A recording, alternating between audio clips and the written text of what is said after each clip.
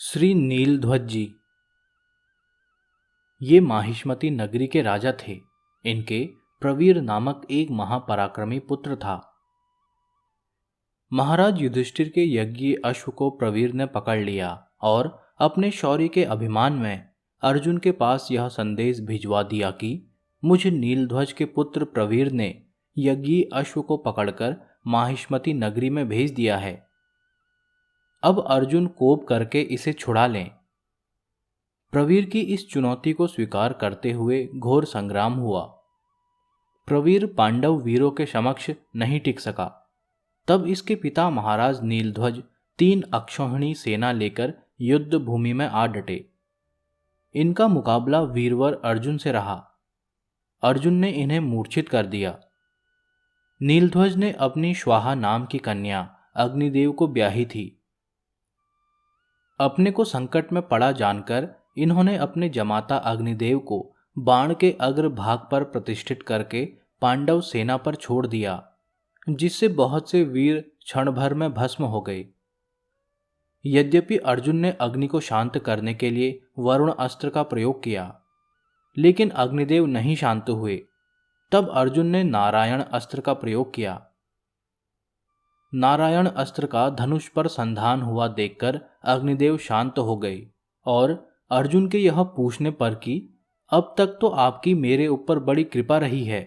आपने ही मुझे गांडीव धनुष और दिव्य रथ प्रदान किया है तथा आप सर्वदा मेरे साथ उत्तम और दिव्य सौहार्द का व्यवहार करते आए हैं, परंतु आज आप मेरे विरुद्ध अधिक अधिक उद्दीप्त होते जा रहे हैं।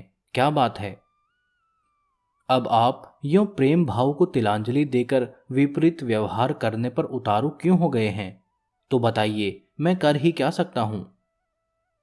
अग्निदेव ने कहा, धनंजय, यदि तुम कमलनयन श्री कृष्ण के समीप रहने पर भी अश्वमेध यज्ञ द्वारा युधिष्ठिर को पवित्र करना चाहते हो, तो उन श्रीहरि के बिना यज्ञ, देवता अथवा मंत्र कोई भी उन्हें पवित्र करने में समर्थ नहीं है। ऐसा प्रतीत होता है कि तुम्हारा श्री कृष्ण में विश्वास नहीं है।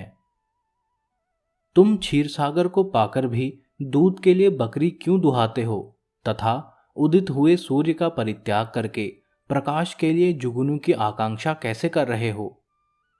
पार्थ, इस समय मैंने तुम्हारी सेना पर जो आक्रमण किया है उसका प्रधान कारण यही है। नीलध्वज की प्रेरणा तो गौण है। यह कहकर अग्निदेव ने अर्जुन की समस्त नष्ट सेना को जीवित कर दिया और राजा नीलध्वज को समझाया कि भला जिन्होंने इंद्र के खांडव वन को सहज ही जलाकर भस्म कर दिया, जो श्री कृष्ण के अंतरंग सखा हैं, उन्हें कौन हरा सकता है? अतः आप उनका यह यज्ञ अश्व वापस करके उनसे मित्रता कर लो, जिससे आपका कल्याण हो।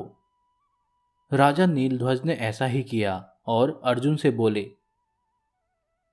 महाबाहु पार्थ, मैं आपका कौन सा प्रिय कार्य करूं? तब अर्जुन ने कहा, भूपाल शिरोमणे, आप श्रेष्ठ वीर हैं, इसलिए मेरे साथ रहकर मेरे इस यज्ञ अश्व की रक्षा कीजिए। राजा नीलध्वज तथास्तु कहकर राज्य अपने पुत्र प्रवीर को सौंपकर अर्जुन के साथ हो लिए और अश्व रक्षा में अपने अद्भुत पराक्रम का परिचय दिया। अर्जुन के द्वारा राजा नीलध्वज की बड़ाई सुनकर भगवान श्री कृष्ण ने बड़े प्रेम से इनका गाढ़ आलिंगन किया।